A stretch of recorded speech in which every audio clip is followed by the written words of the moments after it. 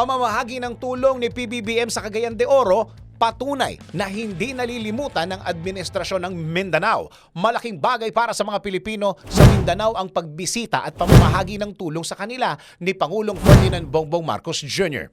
Ito ang idiniin ni Lanao del Norte Representative Khalid Dimaporo na nagsabing sumasaya ang mga residente rito kapag nakikita si Pangulong Marcos dahil patunay itong hindi nalilimutan ng pamahalaan ang Mindanao. Matatandang nagpaabot ng tulong ang Pangulo sa mga kababayan nating nangangailangan sa Cagayan de Oro kamakailan lang. Ano-ano nga bang mga tulong ang ipinamahagi ni Pangulong Marcos sa kanila?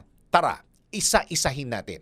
Bilang pagsisikap na ipatupad ang isang all-inclusive plan para sa pagbabagong pang-ekonomiya at panlipunan, pinangunahan ni Pangulong Marcos ang bagong Pilipinas Servisyo Fair sa Cagayan de Oro. Dito, namahagi ang Pangulo ng higit sa 286 million pesos na halaga ng mga serbisyo at tulong katulad ng cash, scholarship at livelihood assistance para sa higit 30,000 beneficiaries kabilang na ang mga magsasaka at mangingisda na apektado ng El Nino. Bukod rito, ganap na naibalik ni Pangulong Marcos ang supply ng tubig sa Cagayan de Oro sa tulong ng negosyanteng si Manuel Pangilinan.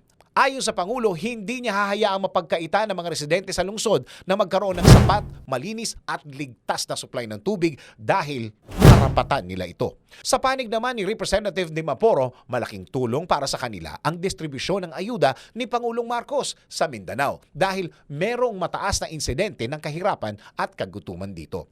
Inaasahan din ng mambabatas na matutuldukan na ang kagutuman sa lugar dahil sa mga programa at malasakit ng Pangulo para sa mga magsasaka at mangingisda.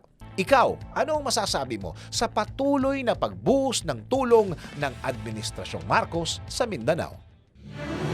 DWIZ Research Report.